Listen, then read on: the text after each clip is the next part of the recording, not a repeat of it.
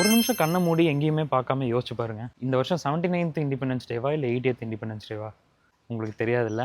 நம்ம எதுக்கு அதெல்லாம் தெரிஞ்சுக்க போறோம்? நமக்கும் அதுக்கும் என்ன சம்மந்தம்? இண்டிபெண்டன்ஸ் கிடைச்சாச்சு. நான் என் வேலைய பார்க்குறேன், சம்பாதிக்கிறேன். இந்த வருஷம் வந்து 80த் இண்டிபெண்டன்ஸ் டே. 1947 ஆகஸ்ட் 15th அன்னைக்கு வந்துட்டு நமக்கு ஃபர்ஸ்ட் இண்டிபெண்டன்ஸ் டே நம்ம செலிப்ரேட் பண்ணோம். ஃபர்ஸ்ட் இண்டிபெண்டன்ஸ் கிடைச்சது.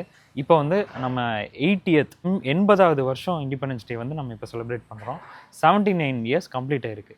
ஸோ இதான் விஷயம். இந்த 79 இயர்ஸுமே நம்ம கரெக்டாக யூட்டிலைஸ் பண்ணியிருக்குமான்னு யோசிச்சா அது ஒரு கொஷின் மார்க் தான். இந்த வருஷம் இண்டிபெண்டன்ஸ் டேல புதுசாக என்ன விஷயம் நடக்குது அப்படிங்கிறத நம்ம பார்த்தோம் அப்படின்னா, ரெட் ஃபோர்ட்டில் எப்பவுமே வந்து நேஷ்னல் ஆந்தம்க்கு அப்புறம் தான் வந்து வந்தே மாதரம் எல்லாம் பாடுவாங்க. இந்த வருஷம் வந்து இது வரைக்கும் ஹிஸ்ட்ரியிலேயே நடக்காத ஒரு விஷயம். ஃபர்ஸ்ட் வந்தே மாதரம் பாடுறாங்க, அதுக்கப்புறம் தான் வந்து நம்ம நேஷனல் ஆந்தமே பாடுறாங்க. நம்ம prime minister and other authorities முன்னாடி எப்பயுமே வந்து ரெட் ஃபோர்ட் டெல்லியில் வந்துட்டு ஃபிளாக் ஹாய்ஸ்டிங் பண்ணி மற்ற விஷயங்கள்லாம் பண்ணுவாங்க. அது உங்களுக்கே தெரியும். இந்த வருஷம் வந்துட்டு வந்தே மாதரம் ஏன் ஃபர்ஸ்ட் பாடுறாங்க அப்படின்னா, உங்களுக்கு தெரியும் யூத் எம்பவர்மெண்ட் வந்துட்டு டெபிக்ட் பண்ணும் அப்படிங்கிறதுக்காகவும், நம்ம யூத் வந்துட்டு மோட்டிவேட் பண்ணும், நம்ம இந்தியன்ஸாக வந்து எல்லாருமே ஒற்றுமையாக இருக்கோங்கிறது காட்டணுங்கிறதுக்காகவும் நார்த்தில் நம்மளுடைய இந்தியன் கவர்மெண்ட் இந்த முடிவு எடுத்திருக்காங்க. சரி, தமிழ்நாட்டில் என்ன அப்படின்னு பார்த்தோம்னா, தமிழ்நாட்டில் செயின்ட் ஜார்ஜ் ஃபோர்ட் எப்பவுமே வந்து ஃபிளாக் ஹாய்ஸ் பண்ணுவாங்க இல்லையா? இந்த வருஷம் வந்துட்டு எக்ஸ்ட்ரா ஸ்பெஷல். ஏன்னா வந்து நம்ம எல்லாத்துக்குமே தெரிஞ்ச நம்ம ஃபேவரட்டான ஒரு ஆக்டர் விஜய் வந்துட்டு பொலிட்டிஷியனாக மாறி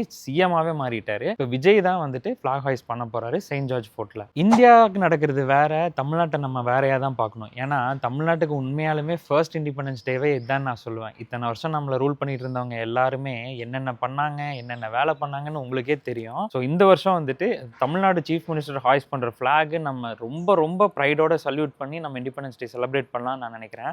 79 இயர்ஸா எல்லாருமே சேர்ந்து இந்த இண்டிபெண்டன்ஸை வந்து ப்ராப்பராக யூட்டிலைஸ் பண்ணியிருக்குமா அப்படிங்கிறது நீங்களே உங்களை ஒரு நிமிஷம் கேட்டுக்கோங்க. லஞ்சம் கொடுக்கறதுலேருந்து நமக்கு ஃப்ரீடம் எப்பயாவது கிடைச்சிருக்கா? இல்லை. நம்ம ப்ரைவேட் அண்ட் பப்ளிக் பிளேசஸில் இல்லை கவர்மெண்ட் அஃபீஷியல்ஸோட கவர்மெண்ட் ஆஃபீஸஸில் கூட நம்ம ஒரு ரிலீஜன்னு ஒரு கேஸ்ட்டு ஒரு கம்யூனிட்டி சேர்ந்தவங்க மட்டும்தான் வந்துட்டு இங்கே வாங்கணும், இங்கே பண்ணணும், இதில் சைன் பண்ணணும்லாம் இருக்கு. அப்படி இல்லாமல் ஒரு ஈக்குவலான ஃப்ரீடம் நமக்கு கிடைச்சிருக்கா? இல்லை. ஃபார் எக்ஸாம்பிள், நான் கோயிலுக்கு போவேன். நான் கோயிலுக்கு போகிறப்போ நான் வந்து ரொம்ப நேரமாக லைனில் நிற்பேன். அப்போ திடீர்னு ஒருத்தர் வெள்ளை வேட்டி சட்டை போட்டு ஃபாஸ்ட்டாக டேரெக்டாக சாமியை பார்க்க போவார். அப்படி ஒரு பவர் இருக்குது இல்லையா? அந்த லைனை ஸ்கிப் பண்ணிட்டு போகலாங்கிற ஒரு பவர் இருக்குது இல்லையா? அந்த ஈக்குவாலிட்டி கில் பண்ணுதே, அதுலேருந்து நமக்கு ஃப்ரீடம் கிடைச்சதா? இல்லை.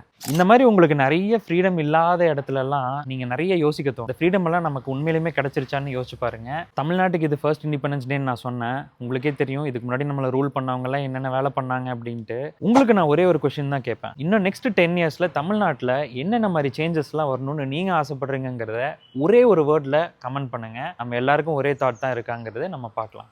ஜெய் ஹிந்த்.